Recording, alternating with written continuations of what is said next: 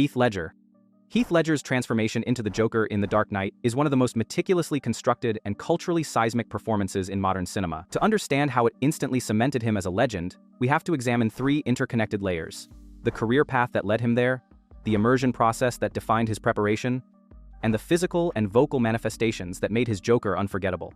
Ledger's casting was not the sudden gamble it seemed. Early in his career, Hollywood tried to frame him as a conventional leading man in films like 10 Things I Hate About You and A Knight's Tale. While these showcased his charisma, they risked locking him into lightweight roles. After the critical failure of The Four Feathers, Ledger made a deliberate shift. He sought out characters with psychological depth and moral complexity, choices that redefined his artistic trajectory. His haunting performance in Brokeback Mountain earned him an Oscar nomination, while his raw portrayals in Candy and I'm Not There revealed a hunger for transformation.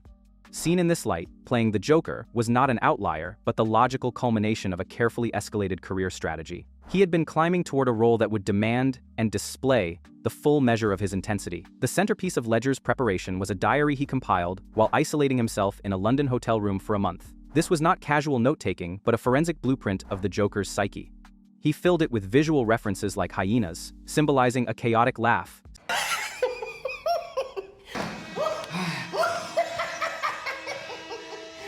stills of Malcolm McDowell in A Clockwork Orange, and disturbing artwork by Francis Bacon.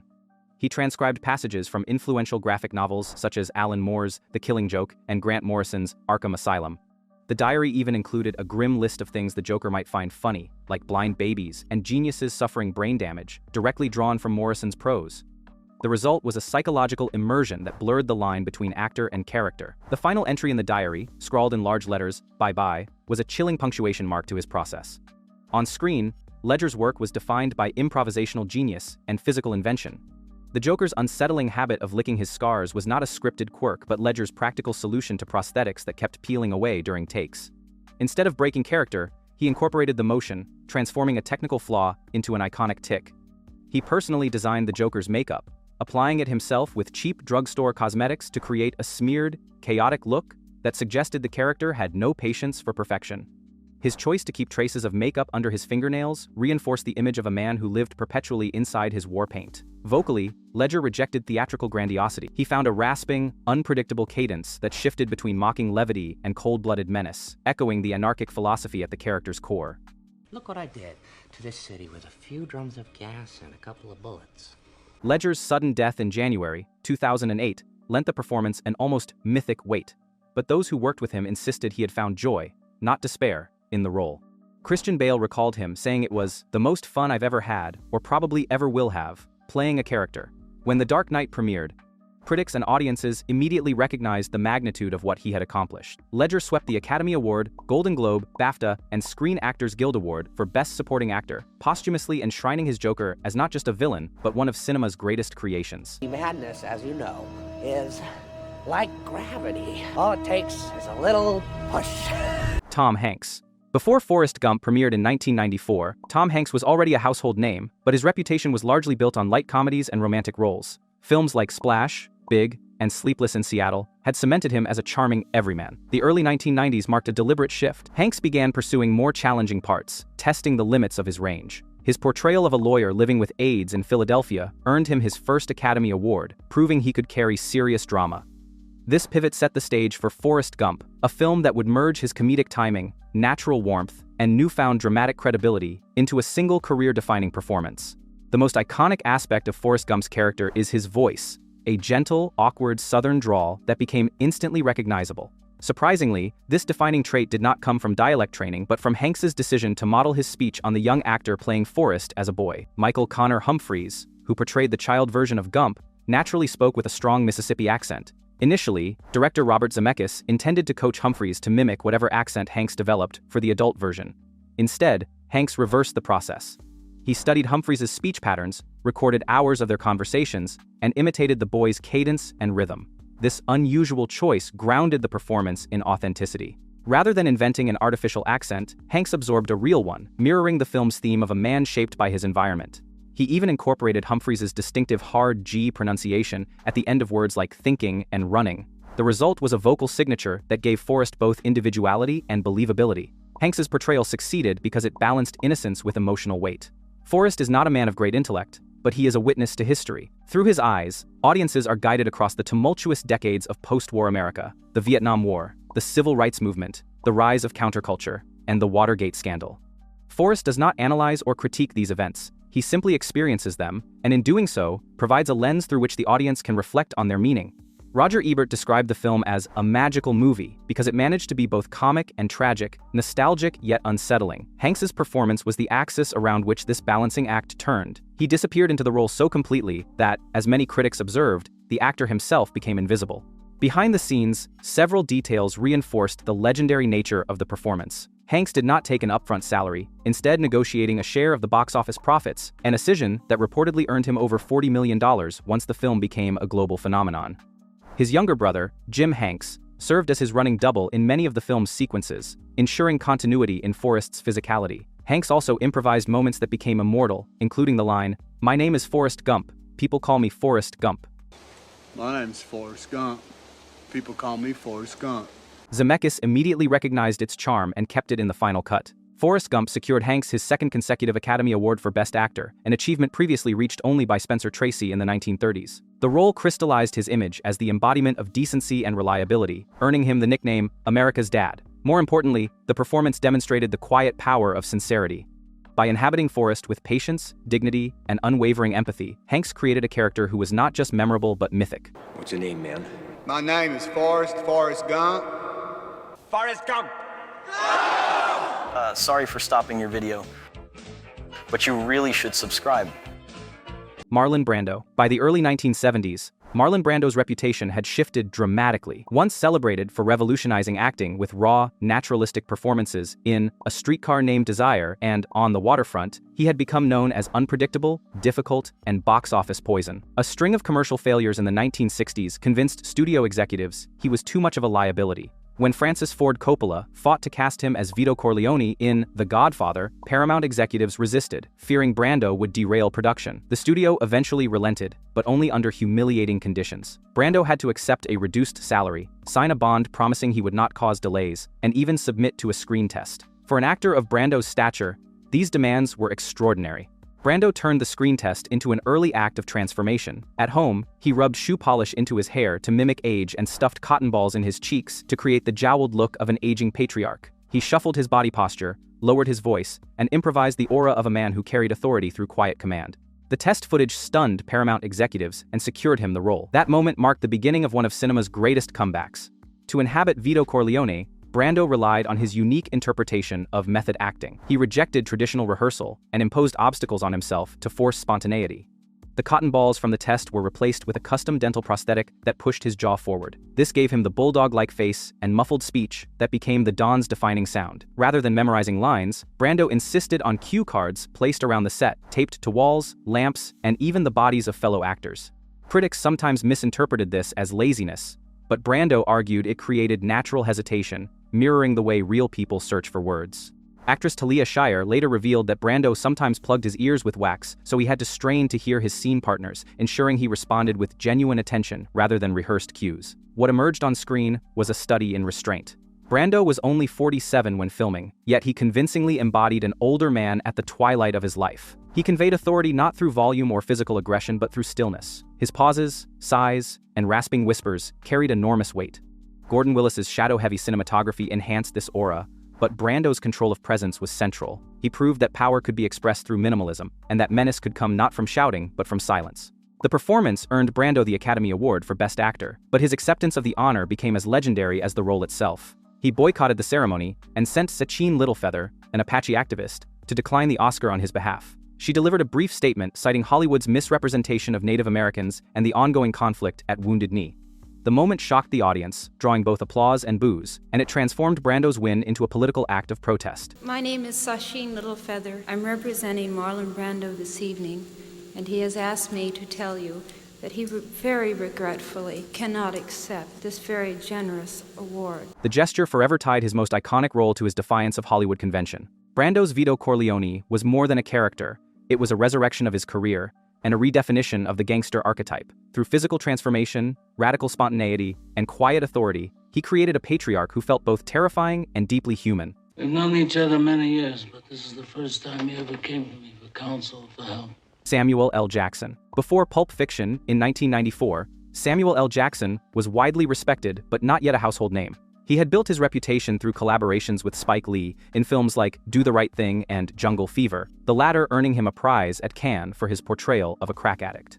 He also appeared in mainstream titles like Goodfellas and Jurassic Park, but his screen time was brief. Jackson was a journeyman actor with undeniable presence, waiting for a role that would crystallize his talent.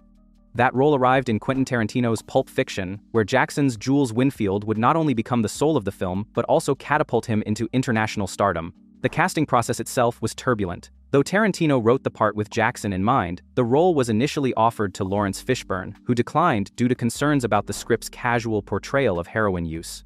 When Jackson arrived to audition, he faced a moment that could have ended his chance. A production assistant mistook him for Mr. Fishburne, an insult that infuriated him. Jackson channeled his anger into the reading, delivering the lines with such raw ferocity that Tarantino and the producers were left stunned. That performance secured him the role and infused Jules with an intensity born of real emotion. Even the character's iconic Jerry curl hairstyle was the result of a mistake. A wig ordered for the character was supposed to be an afro, but the wrong style arrived. Jackson and Tarantino loved the look, deciding it gave Jules a distinct, slightly dated edge that added to his larger-than-life presence. At the core of Jules, Winnfield is his use of scripture. His repeated recitation of Ezekiel 25:17, a passage largely fabricated by Tarantino and inspired by 1970s martial arts films, became the anchor for his transformation. Early in the film, he delivers it as a terrifying prelude to execution, using biblical cadence to heighten fear. Ezekiel 25:17, the path of the righteous man is beset. It is less an expression of faith than a theatrical flourish. Some cold-blooded stuff to say, as Jules himself puts it, before pulling the trigger. But everything changes after the apartment shootout, when he and Vincent Vega miraculously survive a barrage of bullets. Jules interprets this as divine intervention. This was divine intervention. You know what divine intervention is? For him, the survival is not luck but a message. The speech, once a hollow threat, becomes a moral compass. This shift culminates in the diner standoff that closes the film. Holding Pumpkin and Honey Bunny at gunpoint, the old Jules would have killed them without hesitation. Instead, he reflects on the meaning of the scripture he has wielded so casually. He admits he has long been the tyranny of evil men, but now he aspires to be the shepherd. His decision to let the robbers live signals a profound transformation, the hitman who discovers mercy. In a film known for its nonlinear chaos, Jules' arc stands out as the rare instance of true redemption. The performance had a seismic impact. Jackson earned Academy Award and Golden Globe nominations and won the BAFTA for Best Supporting Actor. Beyond accolades, Jules became an icon of 90s cool. His wallet, his biblical cadence, and his philosophical musings entered pop culture overnight. More importantly, the role permanently altered Jackson's career. He was no longer a dependable supporting actor, he was a global star. With Pulp Fiction, Samuel L. Jackson did not just deliver a performance, he defined an archetype, merging menace, humor, and introspection into one of the most memorable characters in modern cinema. Jack Nicholson. By the mid-1970s, Jack Nicholson was already a central figure of the New Hollywood era. His performances in Easy Rider, 5 Easy Pieces, The Last Detail, and Chinatown had established him as the face of anti-establishment rebellion, intelligent, volatile, and magnetic. When Michael Douglas brought Ken Kesey's One Flew Over the Cuckoo's Nest to the screen, Nicholson was the inevitable choice to play Randle Patrick McMurphy, a role that distilled his persona into a single performance. McMurphy, the irreverent convict who fakes insanity to avoid prison labor but finds himself in a psychiatric ward, became Nicholson's defining creation, a legend forged at the intersection of actor, character, and cultural moment. Director Miloš Forman pushed for raw authenticity. Rather than filming on a constructed set, he shot at Oregon State Hospital, a functioning psychiatric institution. Dr. Dean Brooks, the hospital's real superintendent, played Dr. Spivey, and nearly 90 actual patients appeared as extras and assistants. The principal cast, Nicholson, Louise Fletcher, Danny DeVito, and others, lived at the hospital during the 11-week shoot. They ate in the cafeteria, shadowed patients, and immersed themselves in the environment. Nicholson initially could not distinguish actors from real patients, a testament to the production's realism. This setting heightened the psychological weight of the film and anchored Nicholson's performance in lived-in textures of institutional life. Nicholson's McMurphy was not built on technical tricks, but on a hidden motivation that gave his conflict with Nurse Ratched a unique charge. Privately, Nicholson conceived of McMurphy's rebellion as one long, unsuccessful seduction of Ratched. He shared this secret only with Louise Fletcher. For Nicholson, McMurphy's pathological confidence in his own charm drove him to believe he could win her over, while her refusal became his ultimate frustration. This subtext reframed their battle. What appeared as a simple clash of authority was, on a deeper level, a failed act of conquest. Fletcher's icy resistance became sharper because she played with the awareness that she was the object of McMurphy's unspoken pursuit. Their performances fused in a tense psychological duel, elevating the film's central conflict beyond rules and power into a complex human struggle. Nicholson's embodiment of McMurphy thrived on spontaneity and charisma. His defiance was magnetic, his laughter infectious, and his bursts of anger volcanic. He blurred the line between rebellion and madness, making McMurphy both savior and saboteur. Crucially, he did not portray the character as saintly. His selfish impulses and manipulations remained intact, giving the performance complexity and grounding the story's tragedy in flawed humanity. When McMurphy meets his brutal fate after his lobotomy, the weight of his charisma lingers. The ward has been permanently changed, but at devastating cost. The film's reception confirmed its place in cinematic history. It became only the second movie, after It Happened One Night in 1934, to win all 5 major Academy Awards: Best Picture, Best Director, Best Actor for Nicholson, Best Actress for Fletcher, and Best Adapted Screenplay. Nicholson's victory cemented him as more than a star. He was now the symbol of resistance against oppressive systems, both on screen and in the cultural imagination. McMurphy became an enduring archetype, the charismatic rebel crushed by authority, yet immortalized in defiance. How about it, you creeps, you lunatics, mental defectives? Dustin Hoffman. By 1988, Dustin Hoffman was already considered one of the finest actors of his generation. With 2 Academy Awards for Kramer vs. Kramer and Tootsie, he had built a reputation for complete dedication and transformative roles. Yet the challenge of portraying Raymond Babbitt in Rain Man pushed him further than ever. Raymond, an autistic savant, was unlike any character audiences had seen in mainstream cinema. Hoffman feared the role could easily slip into caricature, misrepresentation, or exploitation. His greatest concern was ethical. If played incorrectly, it could reinforce harmful stereotypes. That fear nearly drove him to abandon the project. 3 weeks into filming, he told director Barry Levinson, "Get Richard Dreyfuss, get somebody, Barry, because this is the worst work of my life." Instead, Hoffman pressed forward, using his doubts as fuel for meticulous preparation. Hoffman immersed himself in an exhaustive year of research before filming. He met families of autistic individuals, observed patients in psychiatric facilities, and consulted medical experts. His portrayal became a composite built from several real people. Kim Peek, the inspiration for the original script, was a mega savant with extraordinary memory but not autism. From him, Hoffman drew Raymond's gait, blunt speech, and hand movements. Joseph Sullivan, an autistic savant, provided behavioral details such as using a toothpick to eat cheese balls and reacting with panic to loud noises like fire alarms.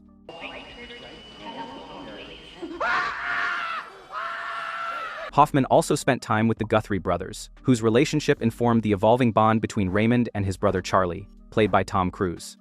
These real-life influences gave Raymond authenticity without reducing him to imitation. He was not a single person on screen, but an amalgam of lived experiences. On set, Hoffman relied on this foundation but allowed space for spontaneity. His dedication created moments of unplanned humanity that deepened the film. In the famous phone booth scene, the line about Raymond farting was not scripted.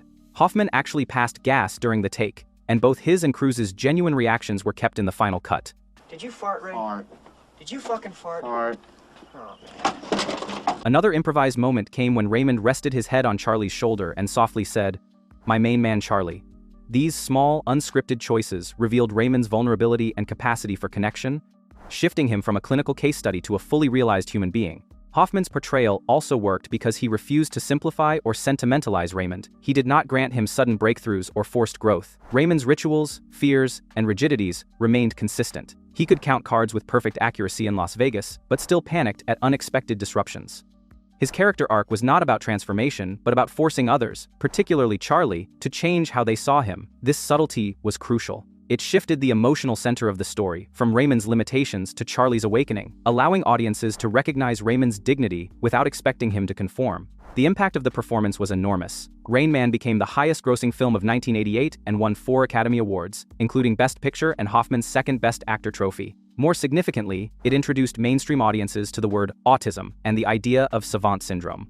While the film unintentionally created the stereotype that all autistic people possess savant abilities, it nevertheless advanced public awareness in unprecedented ways. Do you know how much 312 times 123 is? 38376. He's right. Hoffman's performance was central to that shift, a portrayal grounded in empathy, research, and restraint. Raymond Babbitt became more than a character. Through Hoffman's obsessive preparation and ethical commitment, he became a cultural touchstone, altering how millions understood autism. The role demanded precision and humility, and Hoffman delivered both, elevating a potential misstep into one of the most important and legendary performances of his career. Arnold Schwarzenegger. Arnold Schwarzenegger's ascent to cinematic legend with The Terminator in 1984 was as unlikely as it was decisive. By the early 1980s, he was famous not for acting, but for bodybuilding. A 7-time Mr. Olympia, he had a colossal physique, a thick Austrian accent, and limited acting experience. Conventional wisdom in Hollywood suggested these traits would confine him to novelty roles. Yet James Cameron saw in them the very qualities needed to bring the T-800 cyborg assassin to life. The role turned Schwarzenegger's supposed limitations into his greatest assets, transforming him into an enduring icon. Originally, the studio considered O.J. Simpson for the part, but rejected him out of fear that audiences would not believe him as a killer. Schwarzenegger was initially in talks to play Kyle Reese, the human soldier. However, during a meeting with Cameron, it became clear that his physicality and stoic demeanor made him the perfect choice for the machine. The mismatch between man and role suddenly aligned. His massive build became the terrifying shell of an unstoppable cyborg. His accent lent an uncanny, unplaceable quality to the character's speech, and his minimal emotional range conveyed the cold detachment of artificial intelligence. Cameron recognized that what critics considered weaknesses could, in this case, define the character. Schwarzenegger prepared with the same intensity that had made him a champion athlete. Instead of exploring emotional depth, he focused on erasing all traces of humanity. He underwent rigorous weapons training, practicing blindfolded disassembly and reassembly of firearms until every motion was automatic. He spent hours on shooting ranges to master firing, without blinking and reloading without looking lying, movements that would appear unnatural for a human but perfectly logical for a machine. His physical training was equally relentless. Already in peak condition, he gained additional muscle mass through a 6-month regimen, sculpting a physique that appeared engineered rather than organic. He also crafted robotic movement patterns, scanning a target with his eyes before turning his head, suppressing involuntary human reactions like heavy breathing or flinching, and maintaining a chilling, mechanical stillness, even in moments of violence. The power of the performance lay in its minimalism. The Terminator only has 14 lines of dialogue in the entire film, yet each one became iconic because of the presence behind it. The most famous line, "I'll be back," was initially debated between Schwarzenegger and Cameron. I'm a friend of Sarah Connor. I was told that she's here. Could I see her, please? No. I'll be back. Schwarzenegger argued that a machine would logically say, "I will be back," avoiding contractions. Cameron insisted otherwise, and the shorter version prevailed. That single phrase, delivered with unfeeling calm, became one of the most quoted lines in film history and permanently linked Schwarzenegger's voice to cinematic legend. When The Terminator was released, it exceeded expectations. Made on a modest budget, it became a sleeper hit, praised for its lean storytelling, relentless pace, and groundbreaking special effects. But at its core, the film's success was inseparable from Schwarzenegger's performance. The T-800 was terrifying not because of elaborate dialogue or psychological complexity, but because of the relentless presence he brought. He embodied inevitability, a force that could not be reasoned with, paused, or stopped. The role launched one of the most successful franchises in science fiction and redefined Schwarzenegger's career. No longer a bodybuilder dabbling in film, he was now a global superstar. Hasta la vista, baby. Robert De Niro. By 1976, Robert De Niro had already established himself as one of the premier actors of the new Hollywood movement. His Academy Award-winning performance as the young Vito Corleone in The Godfather Part 2 proved his talent for transformation, while his collaboration with Martin Scorsese in Mean Streets revealed a raw intensity that made him stand out among his peers. When he reunited with Scorsese for Taxi Driver, De Niro took on Travis Bickle, a lonely Vietnam veteran turned New York cab driver. The character became one of cinema's most haunting portraits of alienation and paranoia, and it elevated De Niro to legendary status. De Niro's preparation for the role exemplified his extreme commitment to authenticity. To capture Bickle's nocturnal world, he obtained a real New York City taxi driver's license. Between projects in Europe, he flew back to New York and drove cabs for 12-hour shifts. He picked up actual passengers, blending into the city as an anonymous cabbie. In one instance, when a writer recognized him from The Godfather Part 2, De Niro reportedly quipped, "That's acting. 1 year, the Oscar. The next, you're driving a cab." These long nights behind the wheel gave him direct experience of the isolation, monotony, and silent observation that defined Travis's life. He also shaped the character's voice and presence with equal rigor. To emphasize Travis's disconnection from New York, De Niro avoided local inflections. Instead, while filming in Italy, he befriended a group of Midwestern soldiers stationed nearby. He recorded their speech patterns and studied their flat accents, ultimately adopting a plain, heartland cadence that set Travis apart from the urban landscape around him. Combined with his rigid posture, sleepless gaze, and muttered journal entries, the accent underscored his status as an outsider, a man present but not belonging. The film's most famous moment came from improvisation. Paul Schrader's script contained a simple direction: Travis talks to himself in the mirror. De Niro used this freedom to create the now legendary "You talking to me?" sequence. I'm standing here. You make the move. You talking to me? You talking to me? You talking to me? Staring into the mirror, pointing his gun, and repeating the line with escalating menace, he captured Travis's descent into paranoia. The scene has since become one of the most quoted in film history, but its power lies in how naturally it emerged from De Niro's immersion. The improvisation was not a gimmick. It was the eruption of a character so fully inhabited that his inner voice could spill out unscripted. De Niro's performance was disturbing precisely because it refused to simplify Travis into either villain or hero. He is at once pathetic and terrifying, sympathetic and monstrous. His desire for connection, particularly with Betsy, the campaign worker, curdles into obsession. His disgust at the scum of the streets fuels fantasies of violent cleansing. By the time he attempts to rescue a young prostitute, played by Jodie Foster, the audience is left questioning whether this act is redemption or just another expression of delusion. That moral ambiguity was central to the film's impact. Taxi Driver won the Palme d'Or at Cannes and earned De Niro an Academy Award nomination. More importantly, it defined a cinematic archetype, the alienated loner whose isolation turns to violence. I think that you are the most beautiful woman I've ever seen. If you enjoyed this, go ahead and subscribe. I've got a lot more content coming. Thanks for watching.